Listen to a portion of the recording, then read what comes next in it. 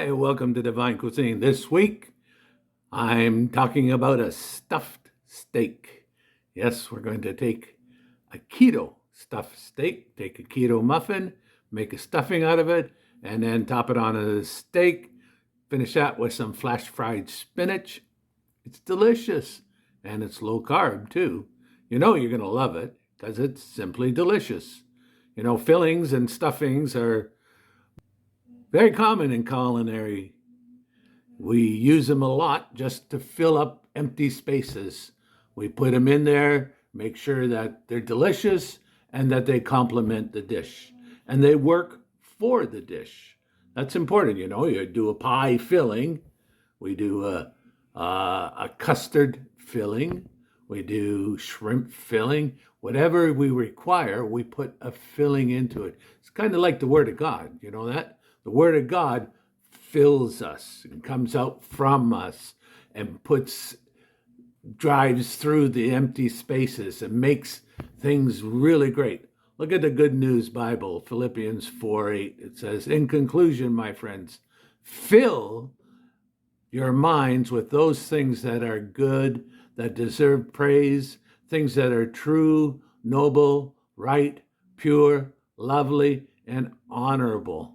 That's what we need to fill into our minds. Let me tell you something how that works. This actually took place. That Good News Bible actually saved my life. Back in January of 1975, just a couple of months after I got saved, things weren't going so good for me.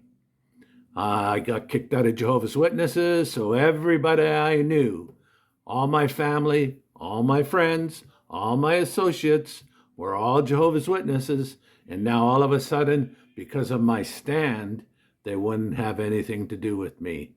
Now this is 48 years later. They're still the same way, but fortunately, I moved on. Also, during that same time, I suffered some other losses that were very traumatic for me. And I didn't know this thing about putting the Word of God in you, to have God sustain you. I didn't have that kind of teaching yet. I was going into a major depression. The enemy was really attacking me. And the big church that I was attending in Winnipeg at the time, I thought, I got to talk to the pastor. So after one Sunday night service, I went to the pastor and said, Pastor, I've got to talk to you. I'm going through a real rough time. And he said, well, you're a young person. Why? You need to go over and talk to our youth pastor. So I went over to him and I said, I've got to talk to you. I need somebody to talk to get me through what I'm going through. And he says, well, I'll talk to my secretary and get back to you. Maybe I can get an appointment for you. Be 3 or 4 weeks down the road, though. So no problem. And that was it. Nobody seemed to care. Nobody seemed to be interested. So I went to my restaurant and considered what I would do. And I actually thought about taking my life. I had really sustained a major loss, and I didn't know how I could get through it. So while I was contemplating it and finally made a decision how I was going to end my life, I walked out of the restaurant. And as I was walking out of the restaurant, 12 other people were walking in. And one of them I knew, and in her hand, she had a Good News Bible. And I said, what's that book? And she says, oh, that's a Bible. Are you a Christian? Because we're Christians and we want to talk to you. I said, well, come on in because I need to talk to somebody. And all of a sudden, God just moved and all that weight was lifted off.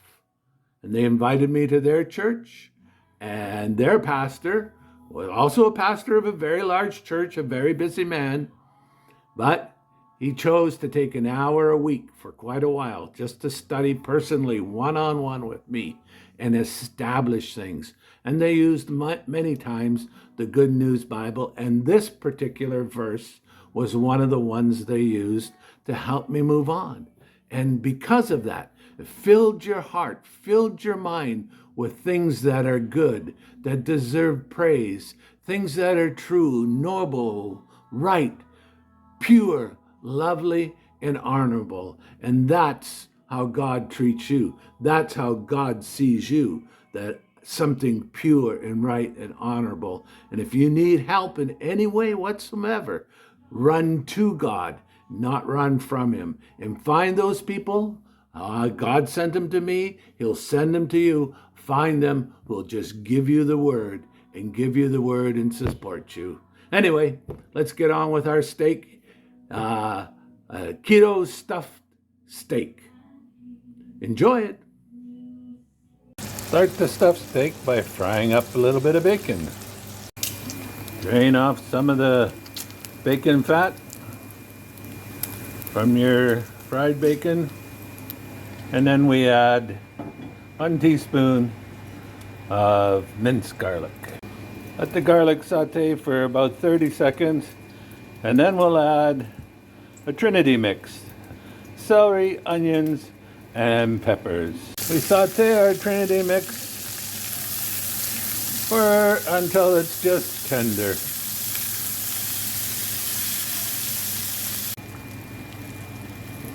Take your sauteed mix and put it in with your keto breadcrumbs.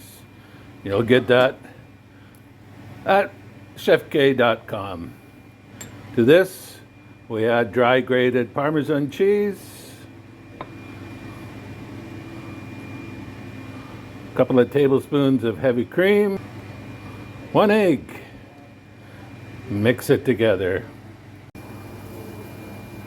Now we've butterflied our steaks, and we'll give them a quick sear with the leftover bacon fat we reserved. We're just going to sear them for about 1 minute on either side, just to seal the meat in. Turn your steaks and give the other side a minute. Season just with your favorite seasoning, salt and pepper. Once our steaks are seared, we pour off any excess fat, and we top them with our stuffing.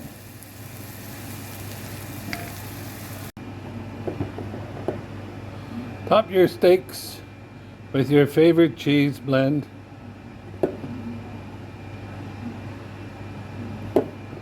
And then you're going to bake them in a 400-degree oven for about 15 minutes till they're nice and golden on top.